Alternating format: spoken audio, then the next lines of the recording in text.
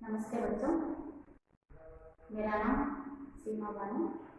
मैं श्री महिलानंद स्वामी high school की हिंदी शिक्षिका हूँ। बच्चों, आज हम 9वीं कक्षा के गद्य भाग चेरापूंजी से आरंभ इस पाठ के बारे में जानेंगे। पाठ का नाम क्या है? चेरापूंजी से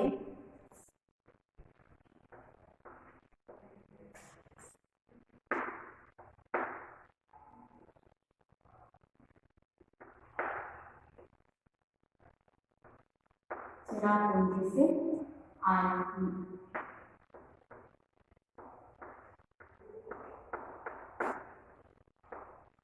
पाठ का नाम क्या है? चेरापूंजी से आया हूँ। इस पाठ के लेखक हैं प्रदीप पंत। पाठ के लेखक कौन है? प्रदीप पंत।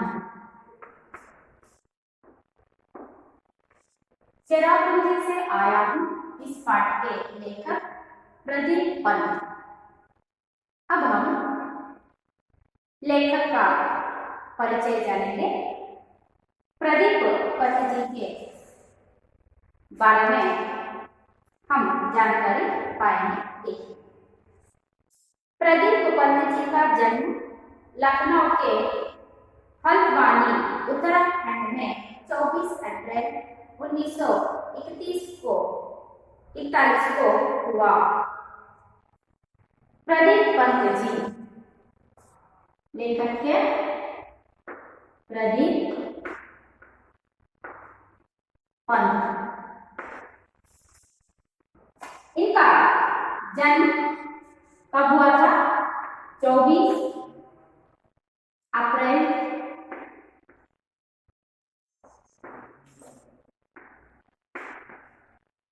1941। इनका जन्म कब हुआ था? 24 अप्रैल 1941 को उत्तराखंड में इनका जन्म हुआ था। पंत जी के अब तक 6 उपन्यास प्रकाशित हुए हैं। पंत जी के कितने उपन्यास प्रकाशित हुए हैं? अब तक 6 उपन्यास प्रकाशित हुए हैं। पंत जी की कन्नड़ में अनुदित कहानियों का संकलन, पंत जी के कन्नड़ में अनुवादित संकलन है, कहानियां संकलन है न्याय ಮತ್ತು इतर कथೆಗಳು।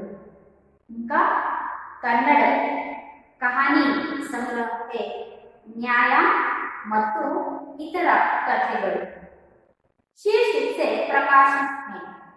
पंत जी की कन्नड़ कहानियां अनुवाद संकलन को न्याय ಮತ್ತು इतर कथೆಗಳು इस शीर्षक से प्रकाशित किया गया है। पंत जी के देश विदेश के यात्रा संस्मरण के 4 संकलन हैं। पंत जी की कन्नड़ कहानी संग्रह को न्याय ಮತ್ತು इतर कथೆಗಳು इस शीर्षक से प्रकाशित किया गया है। इतना ही नहीं, पंत जी के देश विदेश के यात्रा संस्मरणों को 4 संकलन हैं। पंडित जवाहरलाल नेहरू पर उत्कृष्ट लेखन के लिए पंत जी को जर्नलिस्ट वेलफेयर फाउंडेशन का यूरोप भ्रमण पुरस्कार, उत्तर प्रदेश हिंदी संस्था का प्रेमचंद अनुशासन पुरस्कार, हिंदी अकादमी द्वारा 2 बार साहित्यिक कृति पुरस्कार प्राप्त है। पंत जी पंडित जवाहरलाल नेहरू पर उत्कृष्ट एक लेखन लिखे हुए थे। किन पर? पंडित जवाहरलाल नेहरू जी के ऊपर एक उत्कृष्ट लेखन इन्होंने लिखा हुआ था। इनको जर्नलिस्ट वेलफेयर फाउंडेशन का वेलफेयर फाउंडेशन का यूरोप भ्रमण पुरस्कार किसके लिए? पंडित जवाहरलाल नेहरू पर लिखे हुए उत्कृष्ट लेखन के लिए जर्नलिस्ट वेलफेयर फाउंडेशन का यूरोप भ्रमण पुरस्कार रेखांकित कर लीजिए। उत्तर प्रदेश हिंदी संस्थान का प्रेमचंद अनुशासन पुरस्कार, हिंदी अकेडमी द्वारा 2 बार साहित्य कृति पुरस्कार प्राप्त थे। साहित्यकार सम्मान और उत्कृष्ट व्यंग्य लेखन के लिए हिंदी भवन नई दिल्ली का व्यंग्यश्री सम्मान भी प्राप्त हुआ है। प्रदीप पंत जी को जवाहरलाल नेहरू पर लिखे हुए उत्कृष्ट लेखन के लिए इन्हें जर्नलिस्ट वेलफेयर फाउंडेशन का यूरोप भ्रमण पुरस्कार, उत्तर प्रदेश हिंदी संस्थान का प्रेमचंद अनुशासन पुरस्कार, हिंदी अकेडमी द्वारा 2 बार साहित्य कृति पुरस्कार प्राप्त है।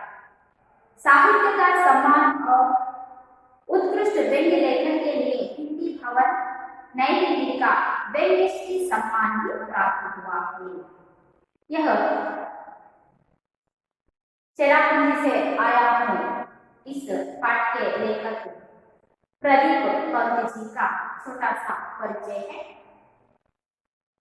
बच्चों, अब हम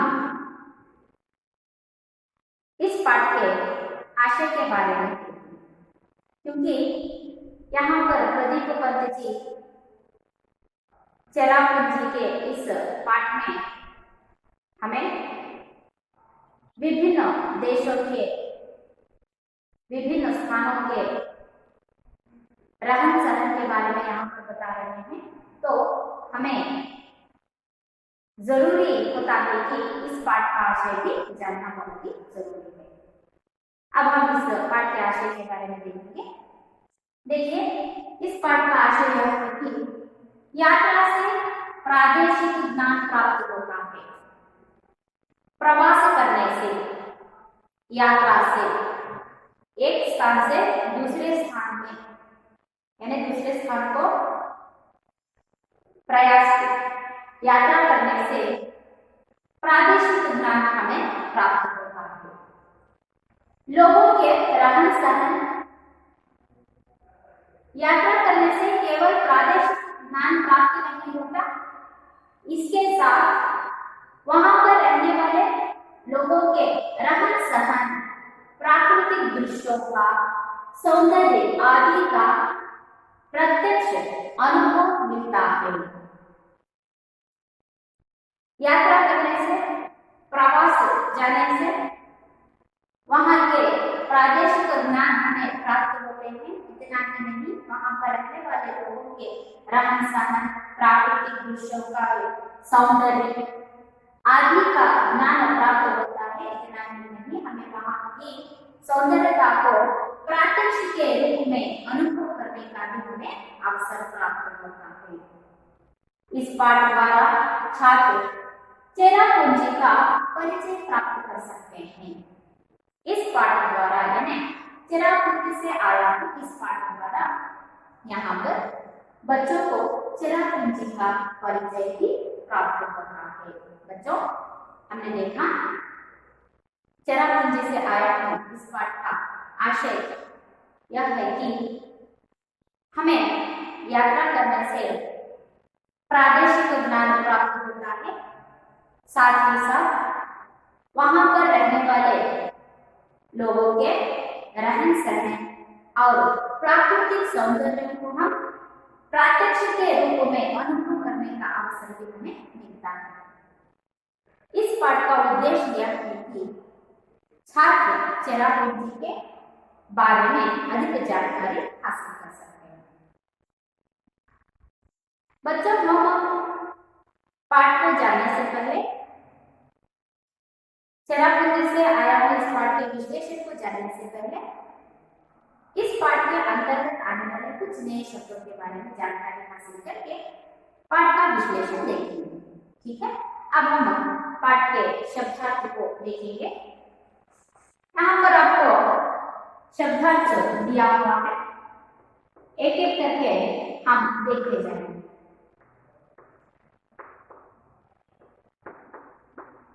यहाँ पर पहला शब्द कौन सा है? देखिए, उमड़ घुमड़।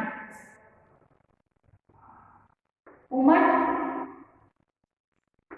घुमड़, इसका अर्थ क्या है? चारों ओर से गिरना। चारों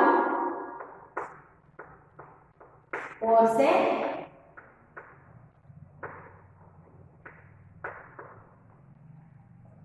गिरना। चारों ओर से गिरना यानी एकत्रित होना, इकट्ठे होना, एक जगह पर जाकर एकत्रित होना। दूसरा शब्द कौन सा है? हरितिमा। हरितिमा, इसका अर्थ क्या है? हरियाली।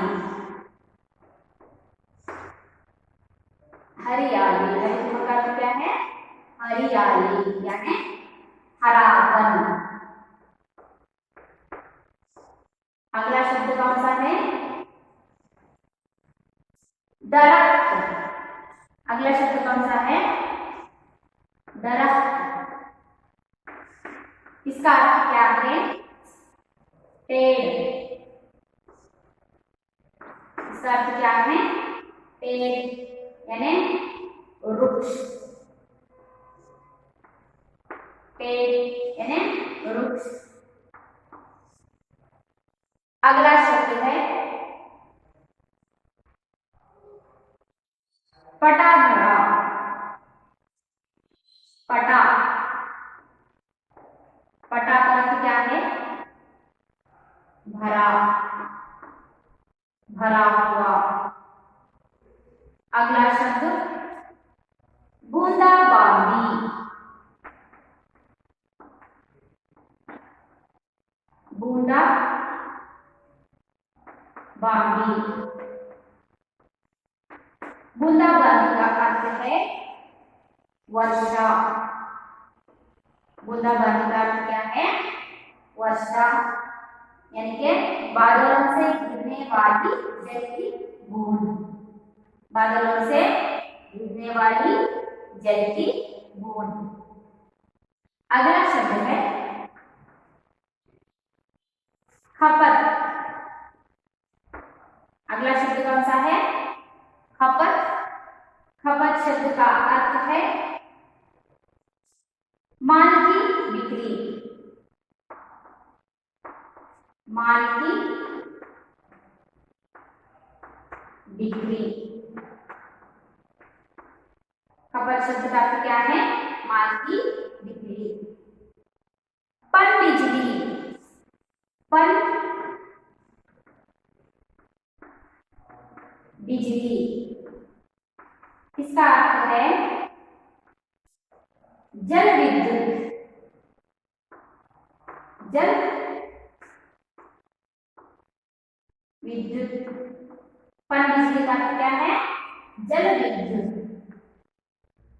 अगला शब्द है निहारना। अगला शब्द क्या है?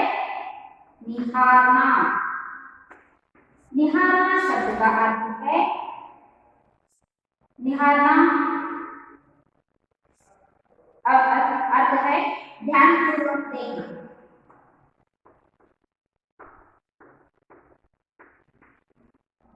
ध्यानपूर्वक देखना।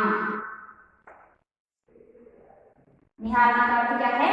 ध्यानपूर्वक देखना। अगला शब्द है कोहरा। कोहरा, कोहरा का अर्थ है धुंध।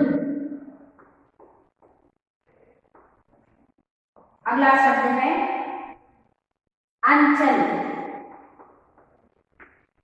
अंचल। अंचल शब्द का अर्थ है प्रांत। अंचल शब्द का अर्थ क्या है? प्रांत। अगला शब्द है वर्चस्व। वर्चस्व। वर्चस्व का अर्थ है आधिपत्य। आधिपत्य। वर्चस्व का अर्थ क्या है? आधिपत्य।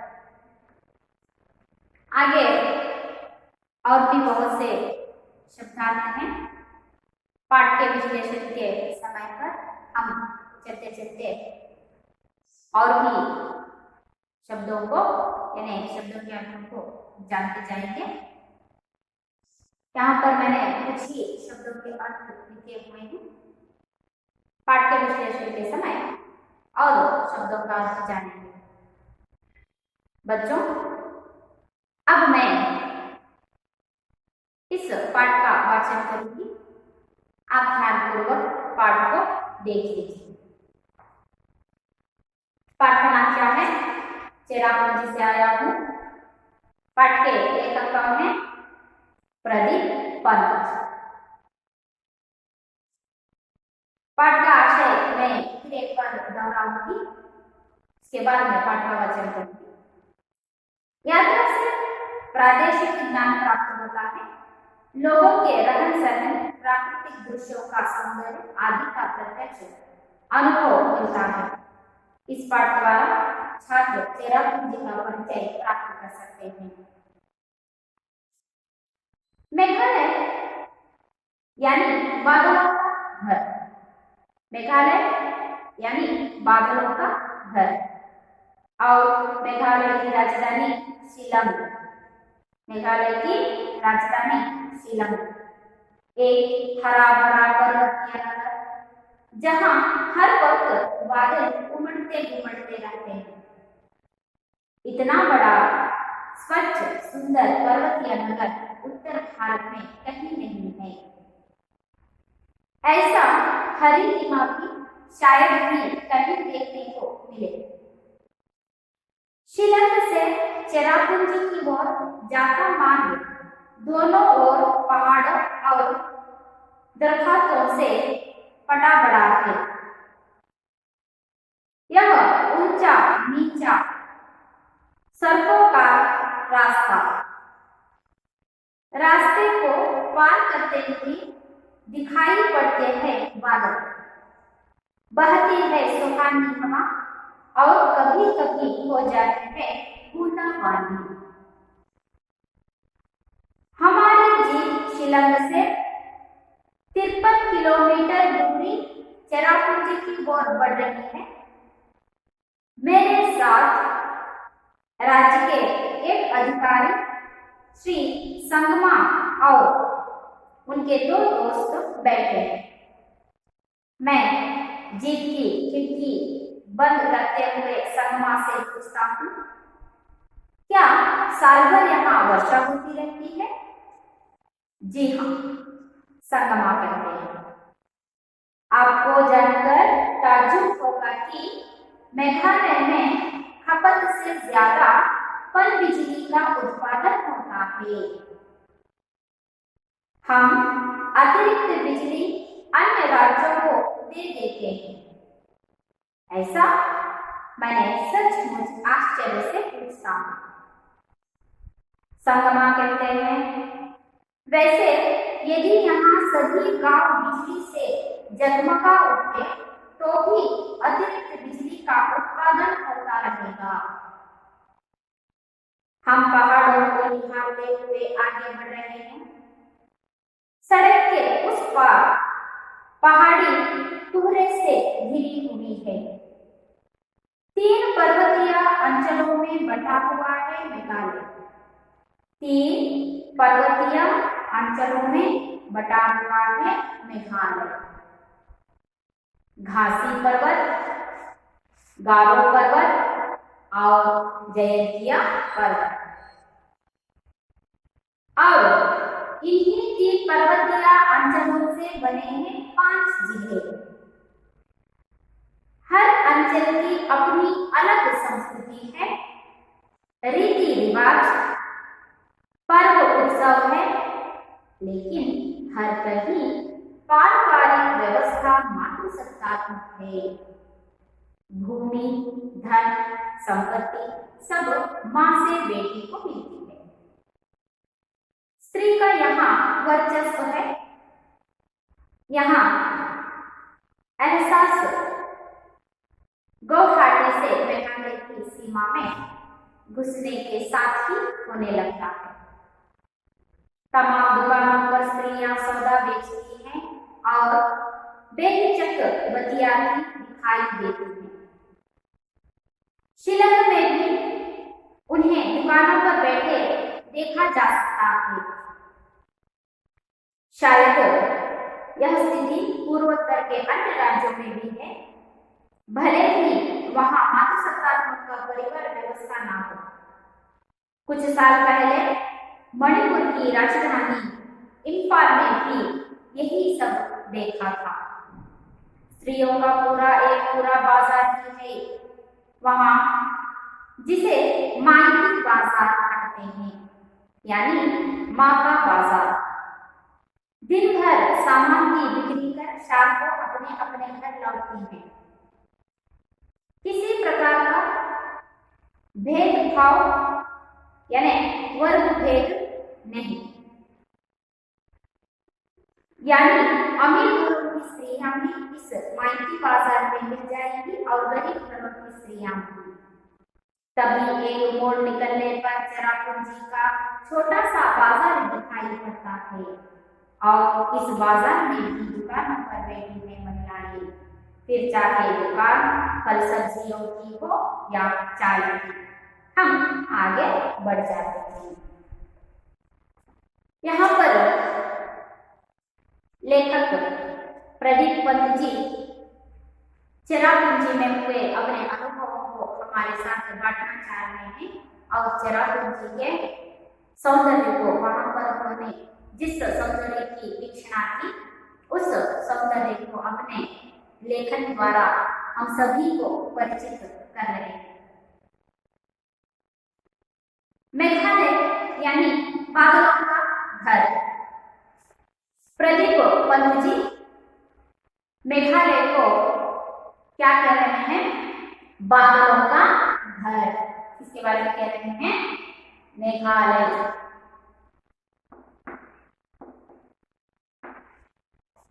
मेघालय को क्या कहते हैं? बादलों का घर। मेघालय को क्या कह रहे हैं यहाँ पर? बादलों का घर। और मेघालय की राजधानी शिलांग। मेघालय की राजधानी कौन सी है? शिलांग।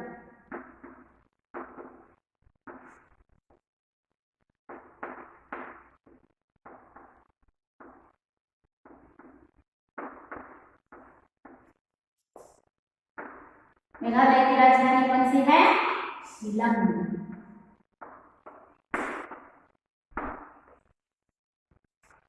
मेघालय को किसका घर कहते हैं?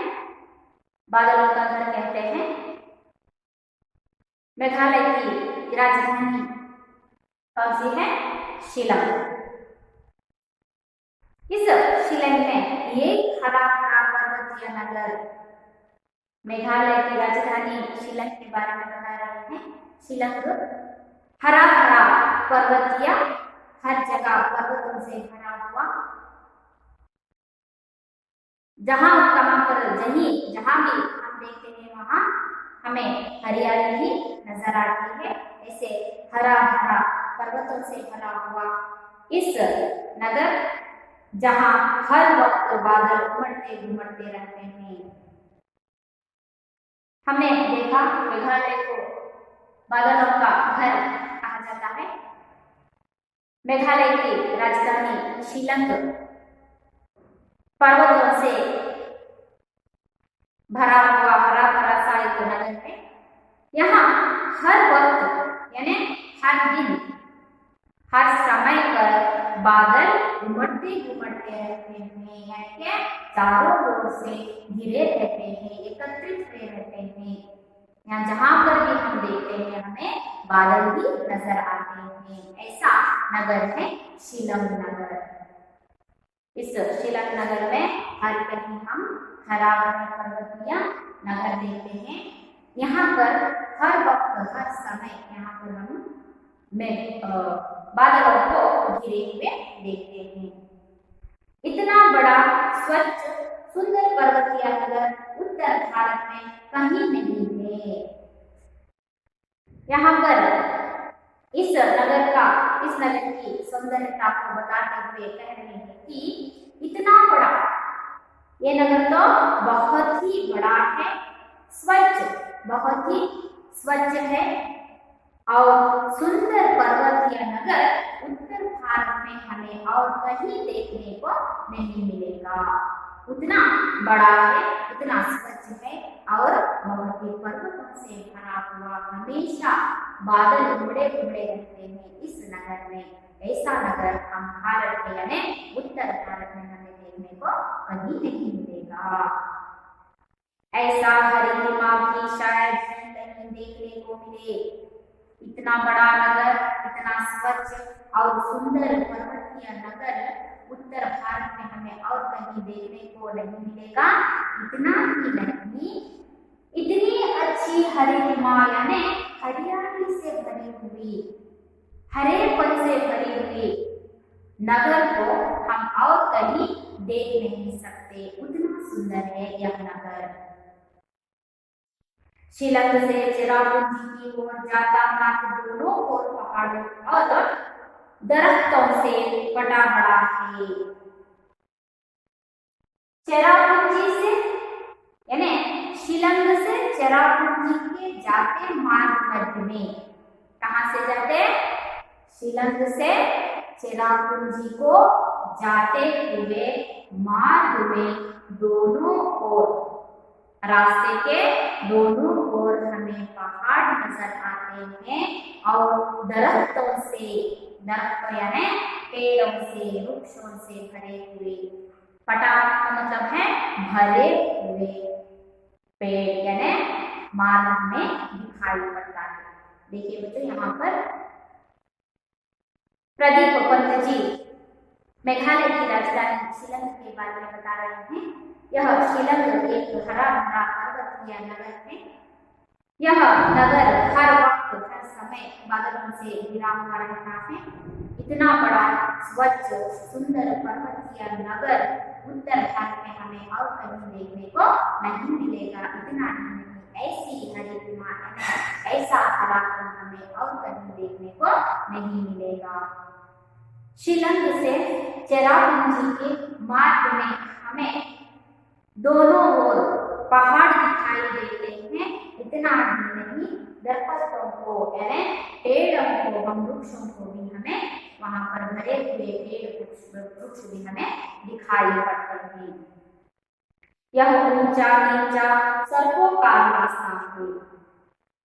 शिलंग से चेरापूंजी तक जाने का मार्ग जो भी है वह ऊंच नीच का यानी बहुत ही ऊंचा नीचा सड़कों का रास्ता है। रास्ते को पार करते हुए दिखाई पड़ते हैं बादल। हम शिलंग से चेरापूंजी के मार्ग को पार करते हुए हमें क्या दिखाई देते हैं? बादल दिखाई देते हैं और बहती हुई सुहानी हवा, बादल दिखाई देते हैं, बहती हुई सुहानी हवा हमें छूती है और कभी कभी हो जाती है बूंदाबांदी यानी कभी कभी वर्षा होने लगती है। समझ में आया बच्चों? यहाँ पर प्रदीप पंत जी शिलंग के बारे में बता रहे हैं कि शिलंग देखने में बहुत ही सुंदर बड़ा नगर, स्वच्छ सौंदर्य, पर्वतीय सौंदर्य से भरा हुआ एक बड़ा नगर है। उत्तर भारत में ऐसा नगर हमें देखने को कहीं नहीं मिलेगा। इतना ही नहीं, इस शिलंग में हमें हर जगह हमें हरितिमा ही दिखाई देती है और शिलंग से चेरापूंजी के जाते मार्ग में हमें दोनों ओर पहाड़ दिखाई देते हैं और पेड़ यानी वृक्षों से भरे हुए रास्ते हमें दिखाई देते हैं और वहां पर ठंडी हवा बहती है और कभी कभी वर्षा भी होती है। हमारी जीप, अब यहाँ पर प्रदीप जी बता रहे हैं कि हमारी जीप शिलंग से 53 किलोमीटर दूर चेरापूंजी की ओर बढ़ रही है।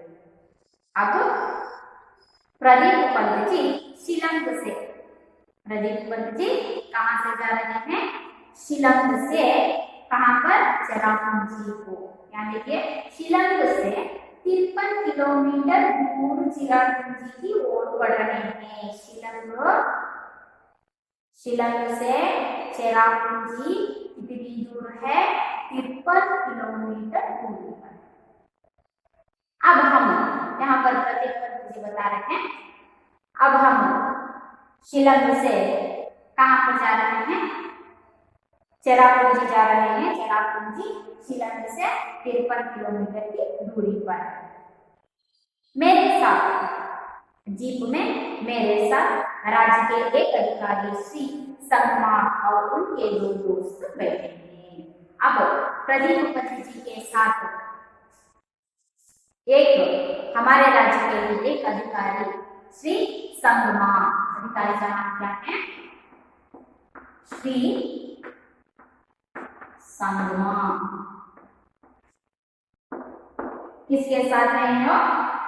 मेरे साथ, मेरे अधिकारी, एक अधिकारी संगमा और उनके साथ 2 दोस्त मेरे साथ जीप में बैठे हुए हैं। हम शिलंग से कहाँ पर जा रहे हैं? चेरापूंजी जा रहे हैं, चेरापूंजी जा रहे हैं। मैं जीप की खिड़की बंद करते हुए संगमा से पूछता हूँ।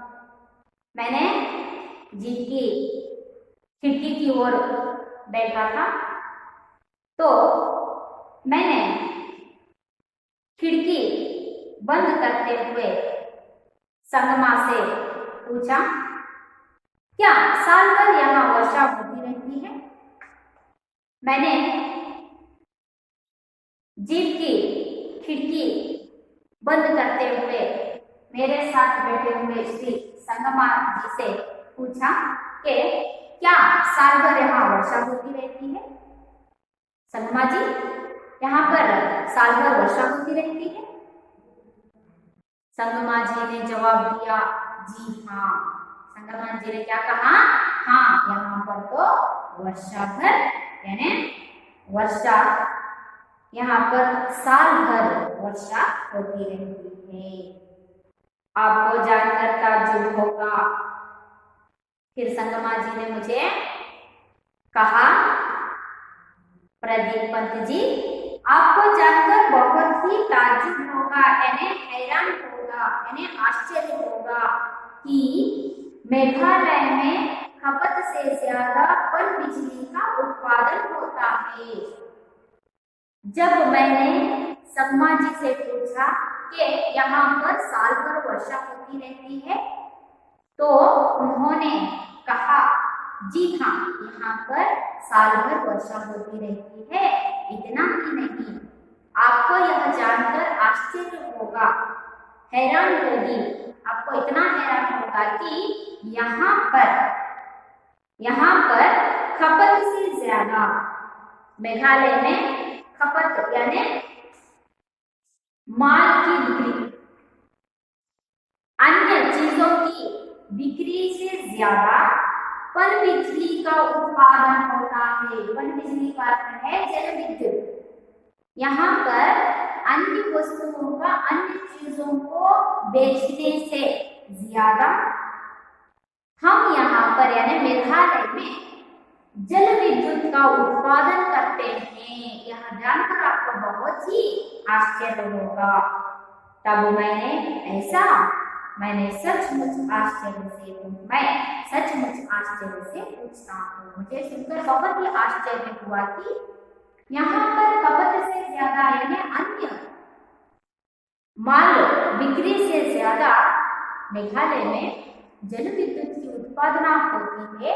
यह सुनकर मुझे सचमुच आश्चर्य हुआ। मैंने इसी आश्चर्य में पूछा, ऐसा? संगमा कहते हैं।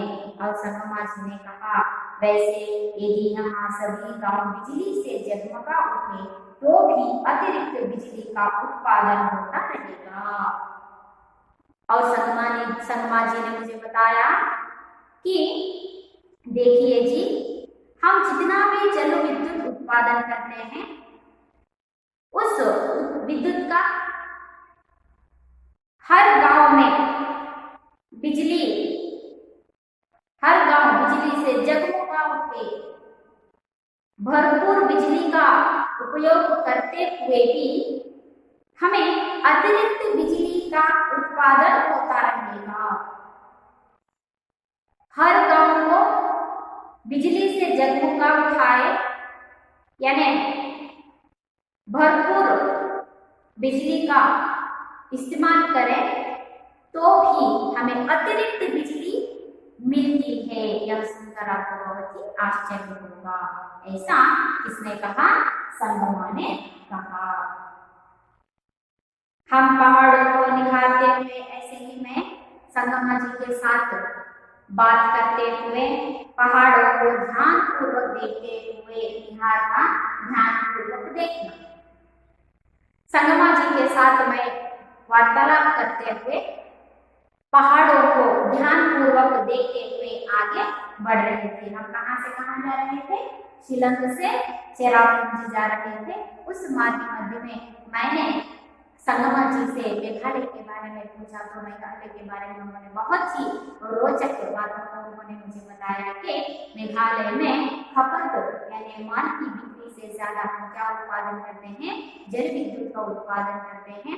जितना भी जल विद्युत का उत्पादन करते हैं हम हर गांव को इस बिजली से जगमगाएं तो भी अतिरिक्त बिजली हमें बचती है, ऐसा उन्होंने मुझे कहा। बात करते हुए और पहाड़ों को हम निहारते हुए ध्यान से देखते हुए आगे बढ़ने लगे। सड़क के उस पार पहाड़ी कोहरे से घिरी हुई है। सड़क के उस पार पहाड़ी कोहरे यानी धुंध से घिरी हुई है, पेड़ों से भरी हुई है। 3 पर्वतीय अंचलों में बटा हुआ है मेघालय 3 पर्वतीय अंचलों में, अंचल यानी प्रांतों में। मेघालय कितने पर्वतीय अंचलों में बटा हुआ है? 3 पर्वतीय अंचलों में बटा हुआ है। उन 3 पर्वतीय अंचलों के नाम यहाँ पर दिए गए हैं। पहला है खासी पर्वत। पहला कौन सा है? खासी पर्वत। मेघालय 3 पर्वतीय अंचलों में बटा हुआ है, अंचल यानी प्रांतों में बटा हुआ है। पहला पर्वतीय अंचल है खासी पर्वत, दूसरा गारो पर्वत, तीसरा जयंतिया पर्वत। जयंतिया पर्वत। बच्चों, मेघालय 3 पर्वतीय अंचलों में बटा हुआ है। अंचल का मतलब है प्रांतों में बटा हुआ है। पहला है खासी पर्वत, दूसरा गारो पर्वत, तीसरा जयंतिया पर्वत। इन 3 पर्वतों में मेघालय बटा हुआ है। और इन्हीं पर्वतीय अंचलों से बने हैं 5 जिले। इन्हीं 3 पर्वतों से यानी पर्वतीय अंचलों से कितने जिले बने हुए हैं?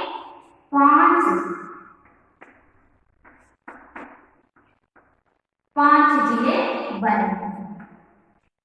देखिए, मेघालय 3 पर्वतीय अंचलों में बटा हुआ है। खासी पर्वत, गारो पर्वत और जयंतिया पर्वत, इन 3 पर्वतों से यह बंटा हुआ है।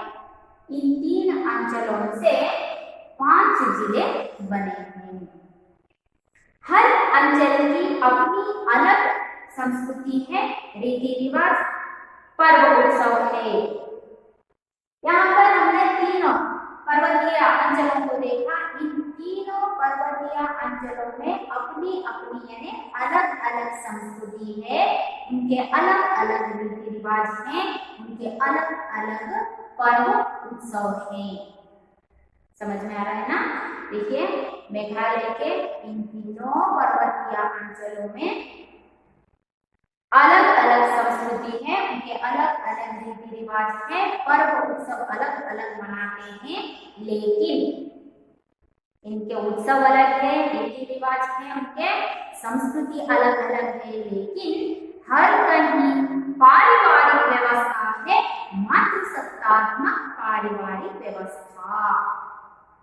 यहाँ पर उनकी संस्कृति अलग है, रीति रिवाज अलग है, उनके उत्सव अलग है, पर्व अलग मनाते हैं, लेकिन इन सभी यानी इन 3 पर्वतीय अंचलों में एक ही पारिवारिक व्यवस्था मानी जाती है, वह है मातृसत्तात्मक। कौन सी है?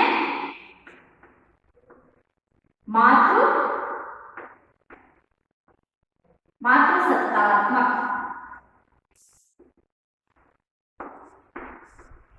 देखिए, इन 3 पर्वतीय अंचलों की संस्कृति, रीति रिवाज, पर्व उत्सव सभी अलग अलग है, लेकिन एक ही व्यवस्था पारिवारिक व्यवस्था मानी जाती है, वह है मातृसत्तात्मक। यानी भूमि, धन, संपत्ति सब माँ से बेटी को मिलती है। यानी कि यहाँ पर मातृसत्तात्मक पारिवारिक व्यवस्था में भूमि हो, धन हो, संपत्ति हो, सब माँ से किसे मिलती है? बेटी को मिलती है। यही मातृसत्तात्मक व्यवस्था है। इस मेघालय के 3 पर्वतीय अंचलों में एक ही पारिवारिक व्यवस्था मानी जाती है। वहाँ की पारिवारिक व्यवस्था है मातृसत्तात्मक, जहाँ पर भूमि, धन, संपत्ति को माँ से किसे दी जाती है? बेटी को दी जाती है। स्त्री का यहाँ वर्चस्व है। वर्चस्व है आधिपत्य। यहाँ पर स्त्रियों का ही आधिपत्य चलता है, यानी कि यहाँ पर हमने व्यवस्था की देखी है। यहाँ की व्यवस्था क्या है? मातृसत्तात्मक व्यवस्था है, इसीलिए यहाँ पर स्त्री का ही अधिकार चलता है, स्त्री का ही आधिपत्य चलता है। यह एहसास गौघाटी से मेघालय की सीमा में घुसने के साथ ही होने लगता है। यहाँ पर स्त्री का आधिपत्य हमें कहाँ से देखने को मिलता है? कि गौहाटी से मेघालय के सीमा तक देखने को मिलता है। बच्चों, आज के लिए इतना ही। इस पाठ के अगले भाग को हम अगली कक्षा में देखेंगे। आशा करती हूँ आप सभी को पाठ समझ में आ गया होगा। धन्यवाद।